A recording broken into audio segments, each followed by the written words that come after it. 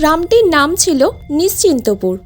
কিন্তু নাম যতটা শান্ত ছিল, রাত কিন্তু ছিল ততটাই ভয়ঙ্কর। গ্রামের শেষ প্রান্তে একটি পরিত্যক্ত স্কুল ছিল, যেখানে সন্ধ্যার পর সেই রাস্তা দিয়ে আর যাওয়ার কেউ সাহস করত না। শোনা যায় একটু রাত বাড়লেই নাকি সেই স্কুলের ঘরগুলির মধ্যে থেকে বিভিন্ন ধরনের শব্দ ভেসে আসতে থাকে। রাত বাড়লেই নাকি স্কুলের জানালা দিয়ে আলো জ্বলতে দেখা যায়, অথচ ভিতরে কেউ থাকে না। একদিন রাতে রামু নামের একটি লোক ভুল করে সেই স্কুলের রাস্তা দিয়ে যাচ্ছিলেন। আজ তো আমার বাড়ি ফিরতে ফিরতে অনেকটা রাত হয়ে গেল। ফিরে যা। হঠাৎ কারোর ফিরে যা বলার শব্দে রামুর পা দুটো থেমে গেল, আর রামু অবাক হয়ে স্কুলের দিকে তাকিয়ে থাকতে লাগলো। কিছুক্ষণ পর রামু সাহস করে স্কুলের সামনের দিকে এগিয়ে গেল। কে কে কে কে কেউ কি স্কুলে আছেন? কারোর আওয়াজ না শুনতে পেয়ে রামু এবার স্কুলের ভিতরে প্রবেশ করলো। কিন্তু ভিতরে গিয়ে রামু যা দেখলো, তাতে তো তার পায়ের তলা থেকে মাটি সরে গেল।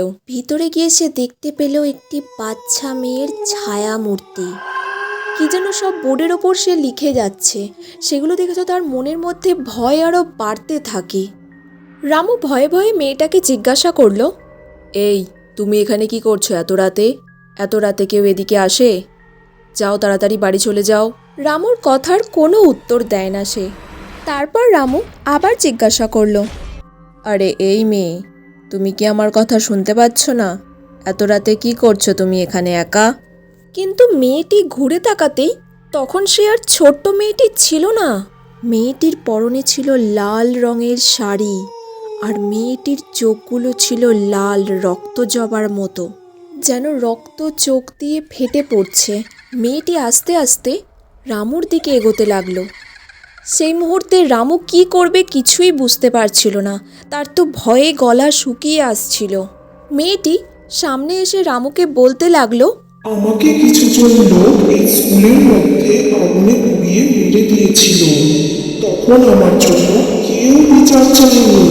তাই এখন এই স্কুলের মধ্যে যেই আসুক না কেন, আমি তাদেরকে বেঁচে ফিরতে দেবই না। আমি তো তোমার কোনো ক্ষতি করিনি, তাহলে তুমি আমাকে কেন মারবে? আমিও তো তাদের কোনো ক্ষতি করিনি, তাহলে তারা কেন আমাকে মেরেছিল? আর তার জন্য কি তুমি কোনো বিচার চেয়েছিলে?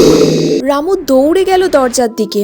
এখান থেকে যা হোক করে সে পালিয়ে বাঁচতে পারলে আজকের মতো সে বেঁচে যেত। কিন্তু দুর্ভাগ্যবশত তার মুখের সামনেই দরজাটা বন্ধ হয়ে গেল। পরের দিন সকালে স্কুলের সামনে দিয়ে দুজন লোক যাতায়াত করছিল। তারা রামুর জুতো আর একটি কাগজ দেখতে পেয়েছিল। সেই কাগজের মধ্যে লেখা ছিল, সত্য চাপা দিলে আমি বারবার ফিরে আসব। কালকে স্কুলের মধ্যে থেকে কি সমস্ত আওয়াজ ভেসে আসছিল? তুই কি কিছু শুনেছিস? হ্যাঁ, আমিও শুনতে পেয়েছি। মনে হচ্ছে কোনো লোক ভুল করে স্কুলের মধ্যে ঢুকে পড়েছিল। এখনো নাকি মাঝরাতে সেই স্কুলের মধ্যে থেকে চক লেখার শব্দ শোনা যায়। আর সন্ধ্যার পরে যেই সেই স্কুলের সামনে দিয়ে যায়, সে আর ফিরে আসে না।